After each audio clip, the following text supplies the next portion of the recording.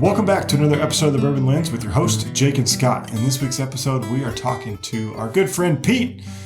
You'll find out which Pete here soon, so sit back and buckle in to the latest episode of the Bourbon Lens. Pete, it's great to have you back. You are always a welcome here on the Bourbon Lens, but how are things going in North Carolina? Well, we're doing just fine. Like you, we're suffering under a little bit of this deluge, this like early winter weather. But other than that, we're cranking here. So lots of new and interesting projects. Yeah, you staying busy in and outside of the distillery, I'm sure? Yeah, I just got back from Bar Convent, Berlin. That was a blast. It was actually like a huge shot in the arm. It turns out that people in Europe are in a much better mood than we are here in the U.S. right now. I can't really explain why, but it was great. Yeah, I mean, I came back this kind of pumped. All right, let's do it. How did the international scene enjoy some of the whiskeys that you all were able to taste with them, I'm sure?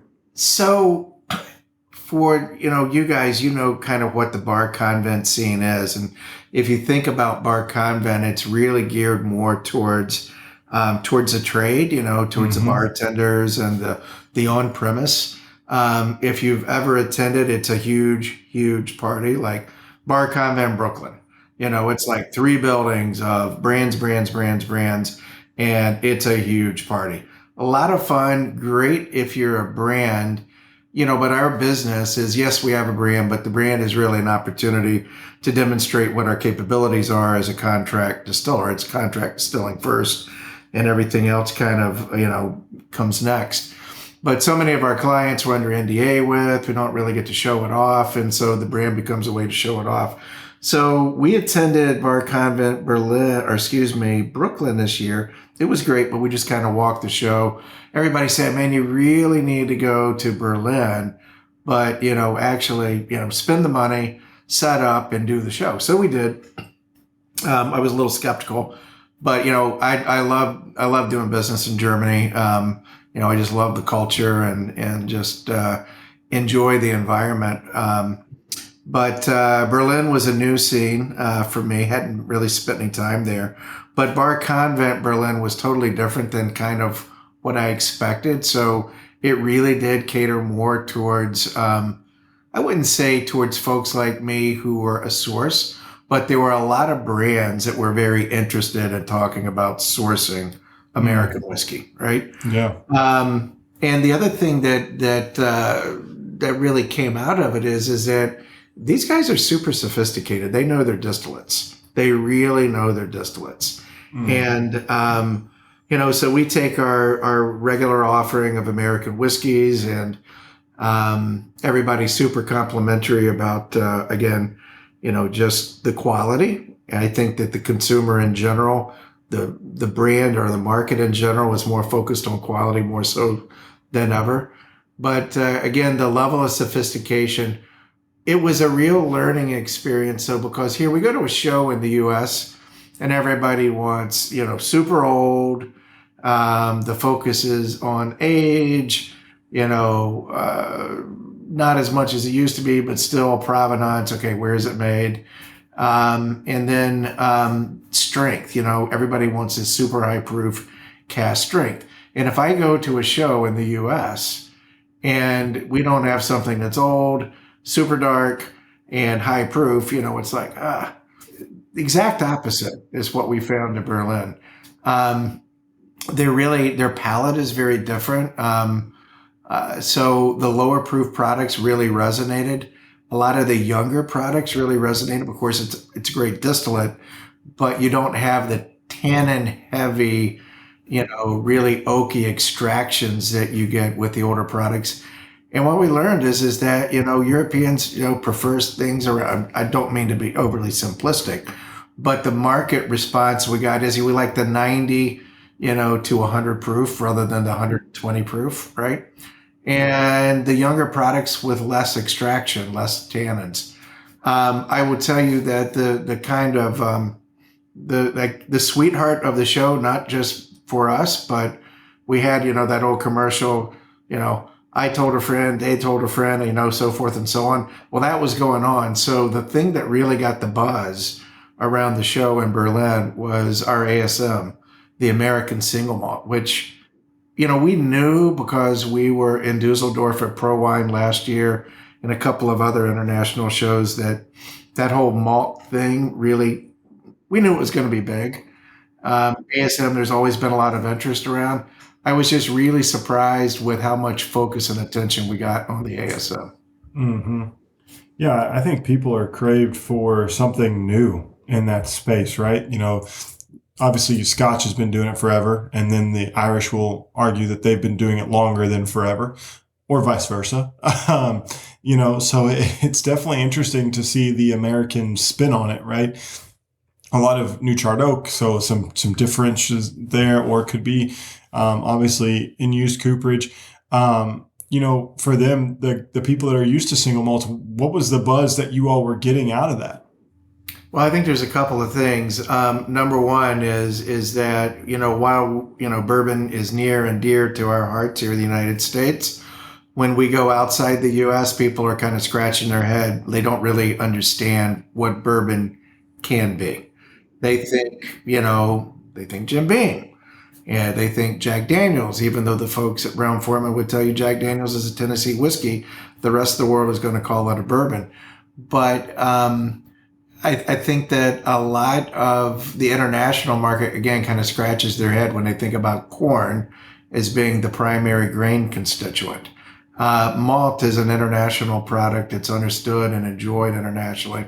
So it doesn't matter if we're talking about Japan, India, anywhere throughout Southeast Asia, Europe, etc. People understand malt, even if we go down into South America. So number one, it didn't take a lot of explanation. People already understand it. What they're looking for is, okay, what makes it different? We understand what Scotch is. We understand what Irish is. Even, Japanese. We understand what is this American single malt and what makes it different. So, Jake, you hit the nail on the head. I think people are looking for something that's not just different, but they're also looking for something that's different and great. And I think that that's what American single malt offers. And it's, it can be a very unique offering. And the focus is on can be. It doesn't have to be, but it can be. That's true. And you all, came out with your American single malt expression, but, long before that, you've been selling American single malt barrels, right? So people have probably tried some contract Statesville distillate out in the open source market. So, for you all being able to kind of go around the world and express, or see this expression of American single malt, when did you all actually start laying down this expression for customers? About 8 years ago. Okay. And so, we designed our facility specifically to do malt at scale. But it's not easy to run malt, particularly not in a continuous process. And we can get into the nuances of how we run it, what makes it different, and what I think really kind of makes American single malt different. But I've thought for a long time that American single malt was going to kind of ride on the coattails of bourbon, and it was going to be the next big play in American whiskeys, and probably would be one of the things that maybe a predominant player in the export market. And so when we designed the facility, we designed it specifically to run ASM at scale, but in what I would consider to be a traditional American manufacturing process and format. So that leads us to the question that we were talking about prior to this. Does it go through your traditional column still distillation process, or do you have pots on site that you can run pot distillation for? Yeah, we do have a pot on site, but anything that we're running outside of a real esoteric specialty product for a client is going to run on the column. So when we started running the malt, we kind of perfected, okay, what did we want to do? How did we want to do it? Yeast strains, all this kind of stuff. We did kind of work that out on the pot, but ultimately, like anything else, we scaled it to the columns.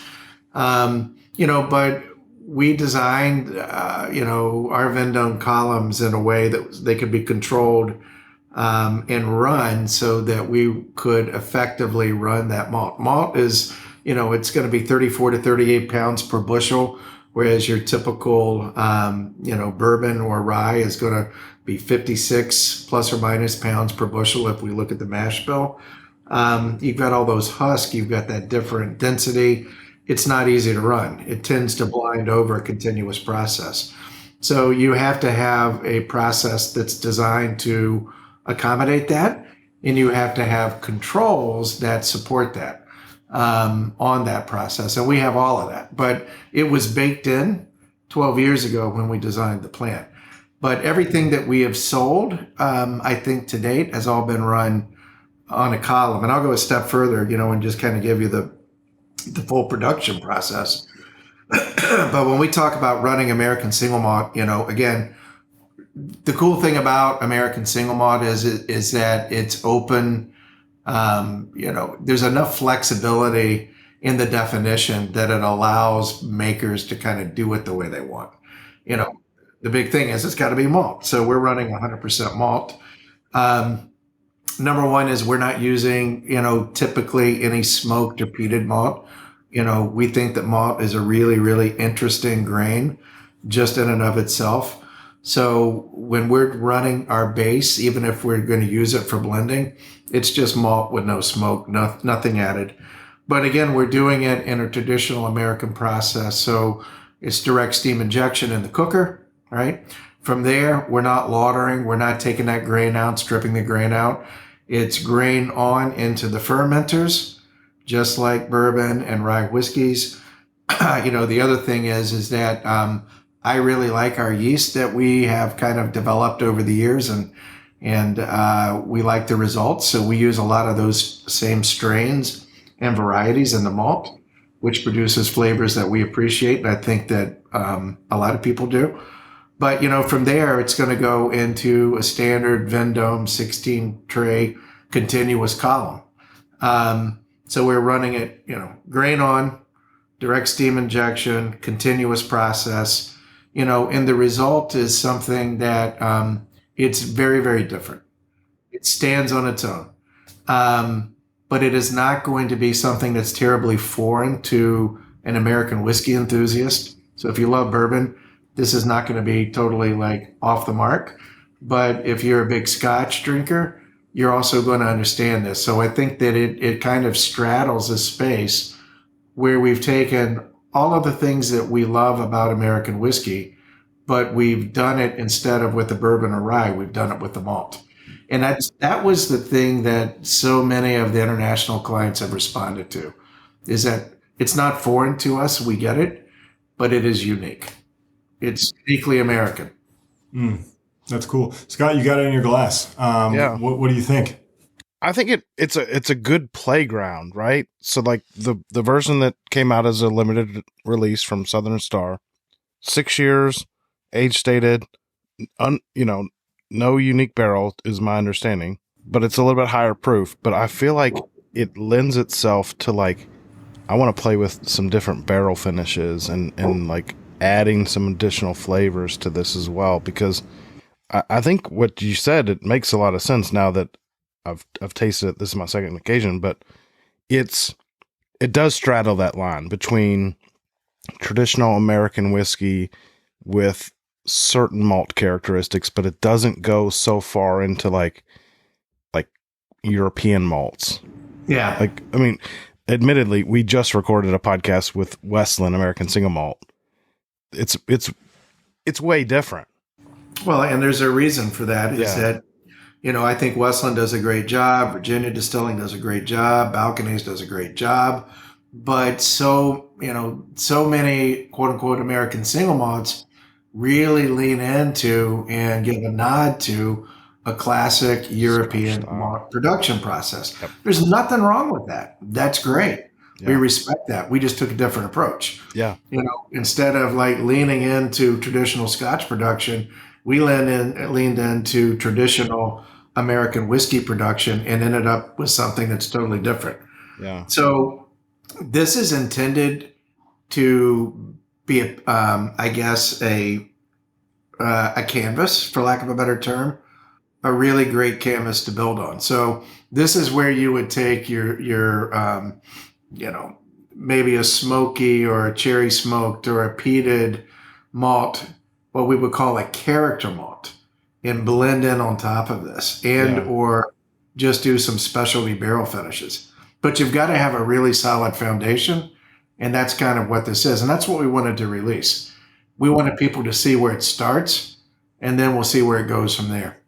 Yeah, for sure. And I'm glad I got that explanation, because that's exactly, I think I mentioned it to Jake before we even hopped back on this call, but I was like, this is a great, you said it, canvas. It's got the American whiskey elements of, the caramels, the vanillas, a little bit of grain, a little bit of like the grass note, but it's got plenty of age, so you get some nice barrel influence. And then you also release this at a cask strength, I believe.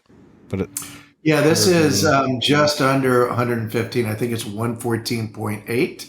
Yeah. And quite honestly, I like it a little. I like to put a little water in it, because I think you put a little water in it, really opens it up. Yeah. And I think it's more nuanced at a little lower proof. But again, as a contract producer, it's our job to produce products that brands can really develop. And we wanted to say, here it is in the raw. Now you think about what you can do with this. Yeah. If it's proof, if it's secondary finishing, whatever. It's so interesting, because I don't look at the back of the bottles enough to know how much contract, and you all can pump out a lot of liquid out of that facility that you all created. Your brands have done phenomenally, right? And continue to grow. How do you balance that, right? You and your wife, you all are a dynamic duo. I feel like doing a lot of things.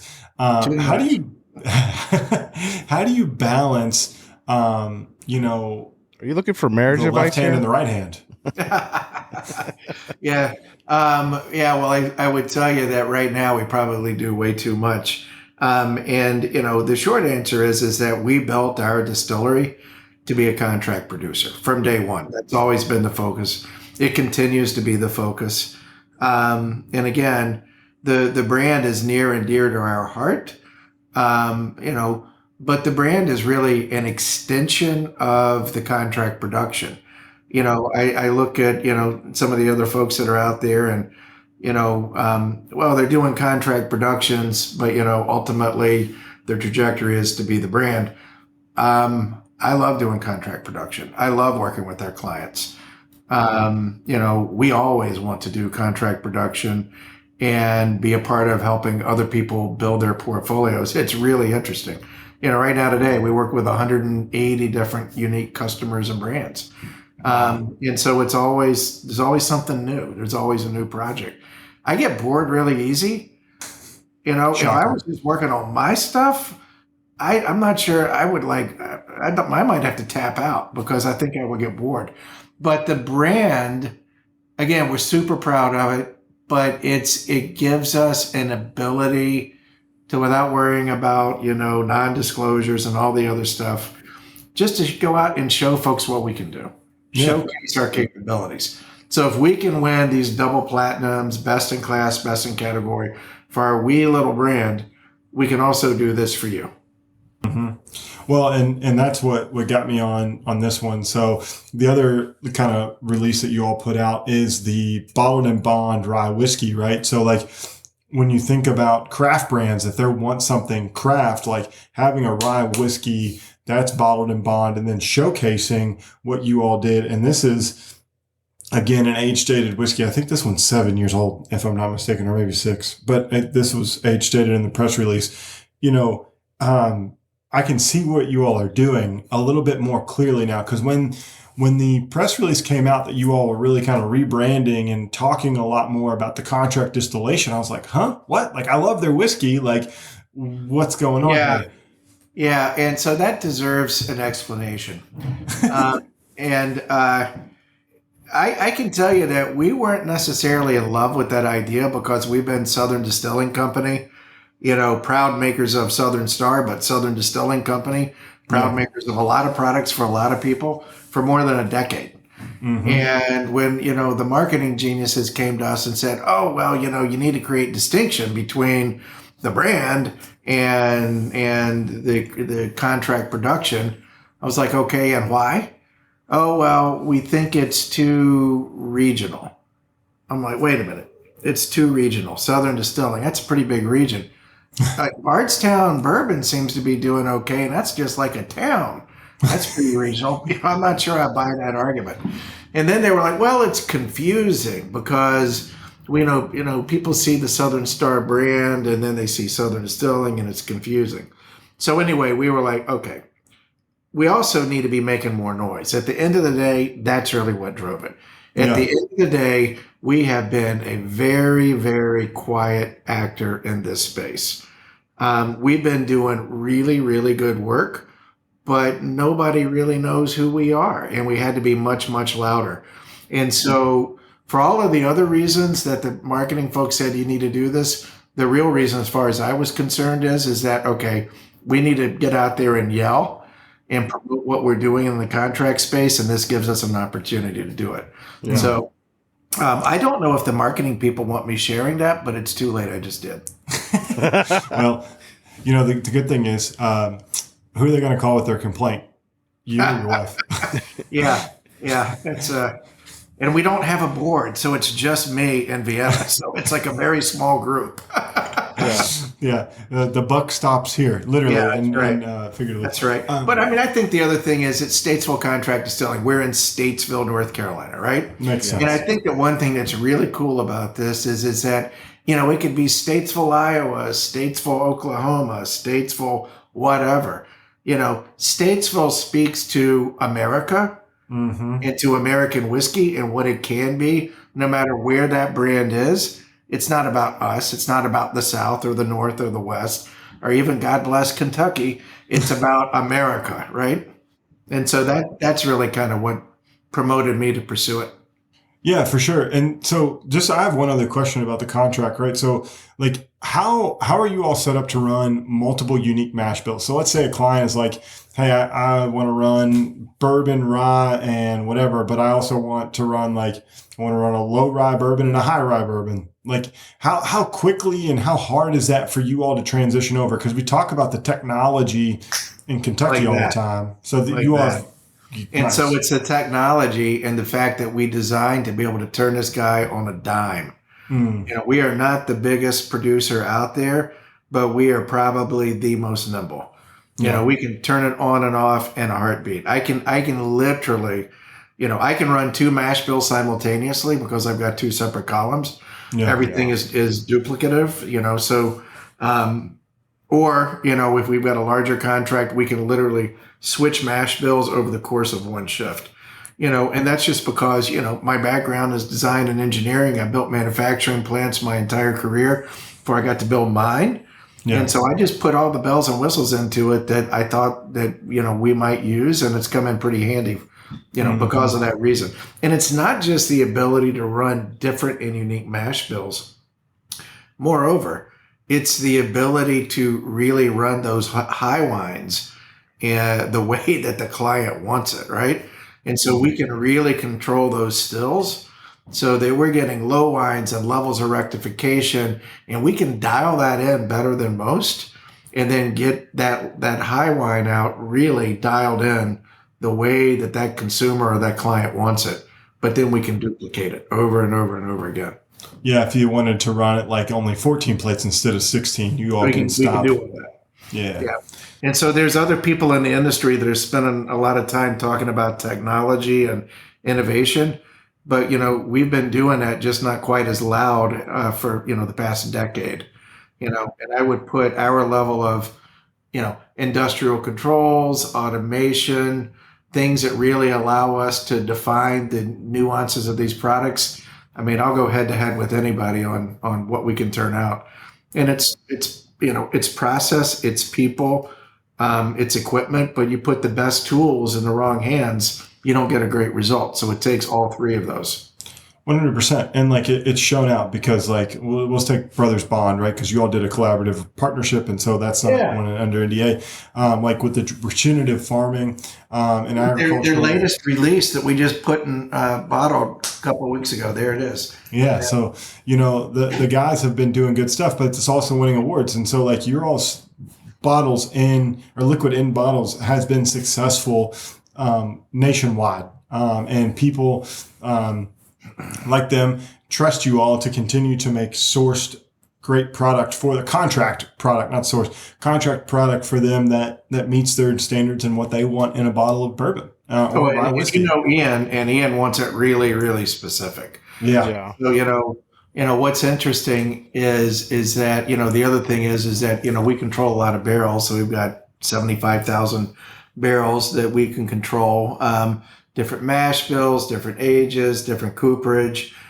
So while the product that we've released for these guys, that regen, we didn't lay that down specifically for Ian and Paul, but when it came time to build out a product that was really unique and special for them, we had 75,000 barrels in the library to pull from and choose from. So it was almost like too much of a good thing, I swear to God, I love Ian like a brother. But I was like, dude, I bring him in here with all these choices. He will never leave. Kid in the candy store. We'll find him in the Rick House next month. But did you kill a cow for the for him to come in so you could have plenty of steak and work off your bourbon whiskey as you go through it? Well, we have some very nice spent grain fed cattle on site. Yes, yeah, and we've got some in the freezer. So the answer is yes. That's the true reason I want to get down there, because I know Pete's got good cattle down there, and that's right. I want to have a good barbecue, because that's when the good stories come out, is when you're barbecue. Good barbecue over a couple of good pours. That's right. Oh man! So I added a few drops of water, going back to the American single malt. A few drops of water to this, and it's just like caramel candy, like Werther's candy. It just gets very. Isn't that crazy how that just like totally changes it? Proofing it down makes it more concentrated in flavor. It's just, it's definitely interesting. Yeah, it's nice. The great debate is high proof more full flavor than whiskey that has been diluted in some way, shape, or form? I think that yes is the answer. It depends. It depends. But more is not always better. And I think with this malt product, that just kind of demonstrates it.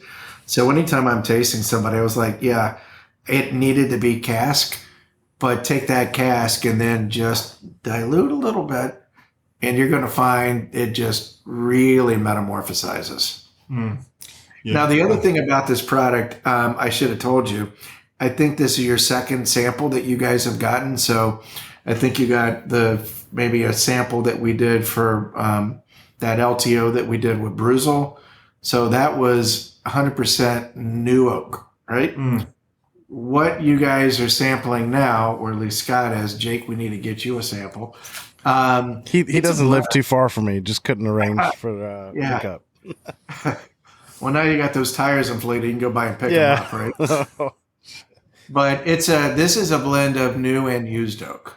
And I'm going to tell you, when I went into, I was convinced without any question that when I released this first LTO for us, that it was going to be all new oak.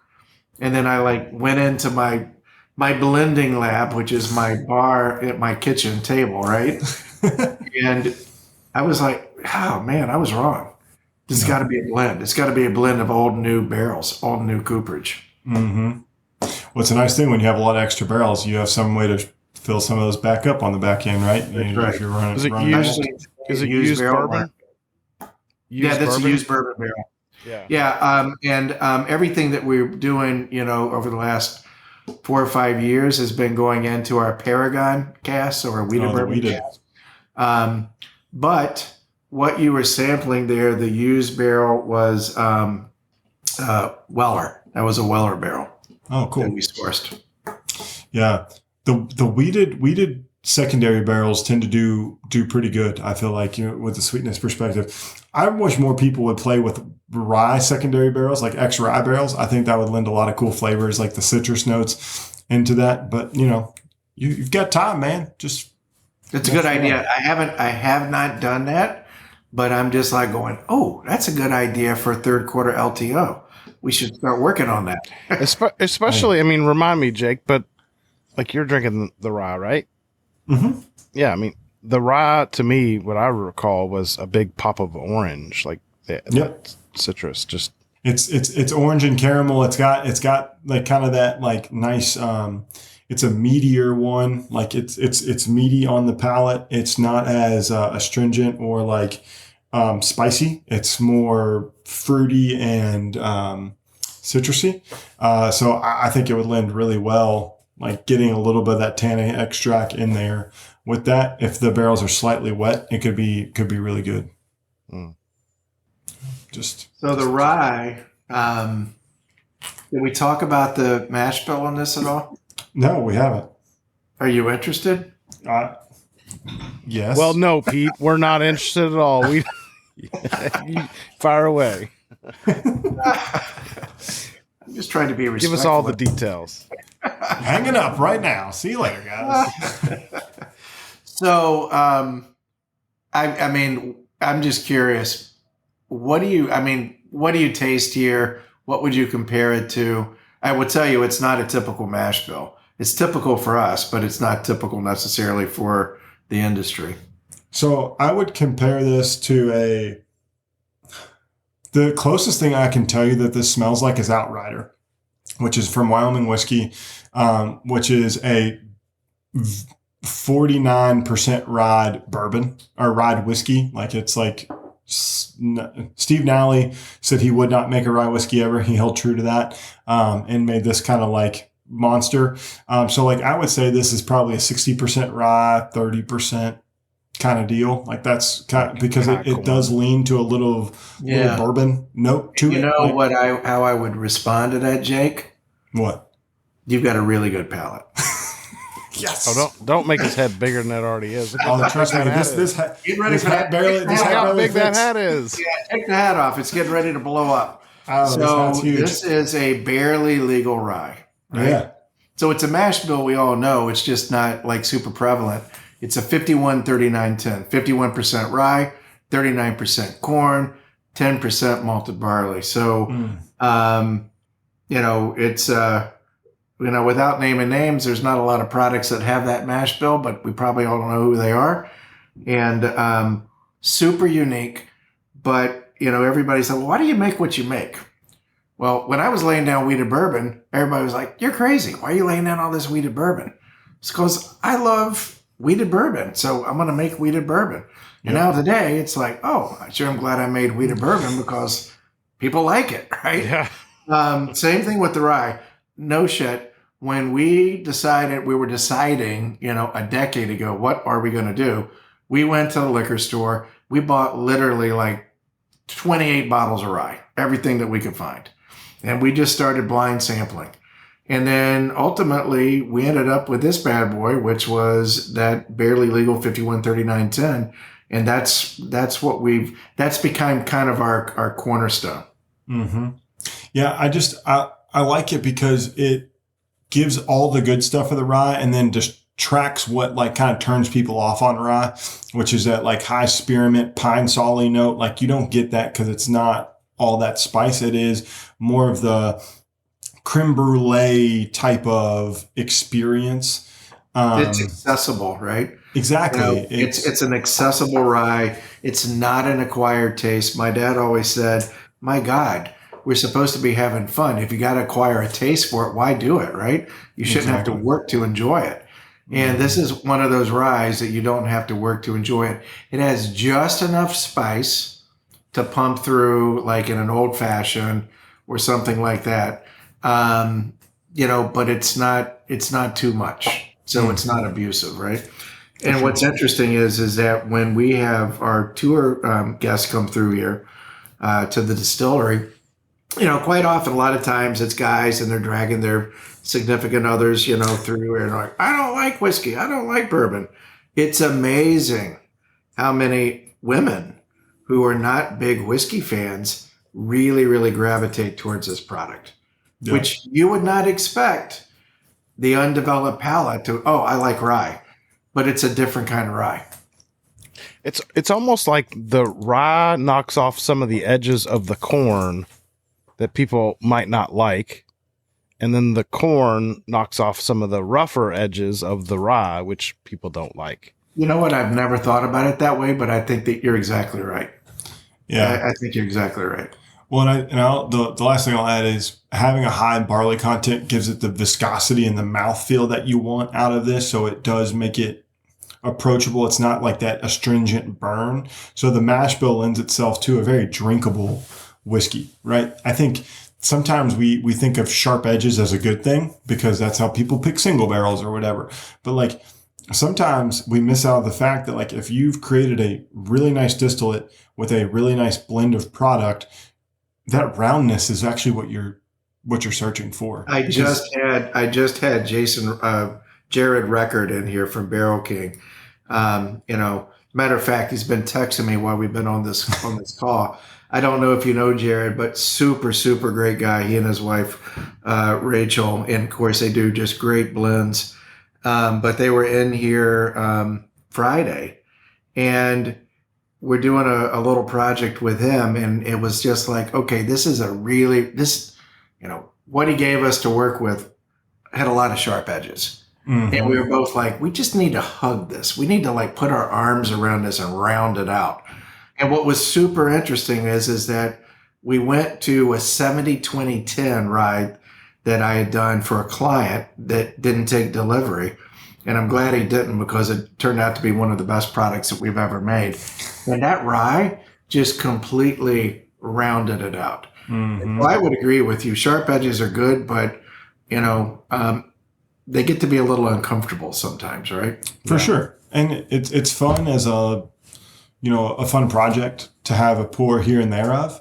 But like we always gravitate towards the pour that is accessible, right? If I don't really want to think about a whiskey, I want an accessible pour. So I go to whatever is simple and easy, that is rounded and easy to drink. If I pick up something and I sniff it, I've poured whiskey down the drain because I'm like, nope, not today. I don't want to work that hard. Yeah. Nope. Yeah. Scott, every Thursday night, JTS Brown. It's my Thursday night whiskey. I was like, sometimes you just don't want to think about it. Like, yeah, you want to share like a unique whiskey with like multiple people, but who's having all those bourbon tastings all the time? Most of the time, it's just, I'm going to go grab a bottle off the bar. I'm going to pour something. Doesn't require a lot of thought. I know it's going to be good. It's going to be comforting. Like most people do that in the kitchen. Go to the kitchen. You know what you want to make. You make it. Guys, I am completely there with you. It is, you want that meatloaf, right? You want that comfort food dish that just is like, great. I want hamburger Monday. I want taco Tuesday. I want consistency and you know what? Friday, Saturday, Sundays for exploration. Cheers to that. Yeah. Well, Pete, first and foremost, just continue doing what y'all are doing. Like, love having you on, love your spirit, but like continue making great whiskey that everybody can enjoy. That's the first thing. I don't know what else I would do, Jake. I don't. So I'm going to keep doing it. And I'm going to give you a little teaser. Oh. We'll send 2 bottles out so you both get this. This is what's dropping next week.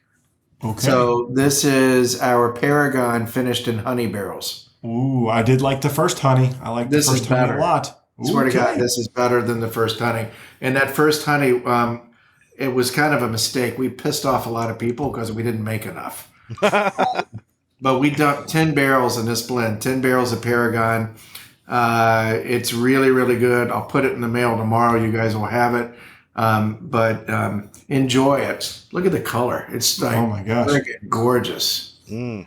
Yeah. So it's been developing, I think, for the last 10 months. So North Carolina wildflower honey with North Carolina wheated bourbon on top of it. Mm. It's a great mix. It's a great mix. I feel like there's a hot toddy in my future. Well, guys, thank you. I really appreciate it. Thanks everybody for listening to this episode. Cheers. All right. Cheers. Thanks for listening to this episode of the Bourbon Lens. Make sure you're connected with Scott and I via social media on Instagram, X, and Facebook. We'd love to connect. And if you're more the professional type, follow us over on LinkedIn. If you want to know more about Bourbon Lens, make sure you're subscribed to our weekly newsletter, The Weekly Pour. For exclusive content and more, check out Patreon. Follow us there at Bourbon Lens. And last but not least, on your favorite podcast listening app, make sure you're subscribed because every Monday, Scott and I release a podcast, and we would love to have you here listening to the newest features and the newest whiskey news. And until next time, cheers.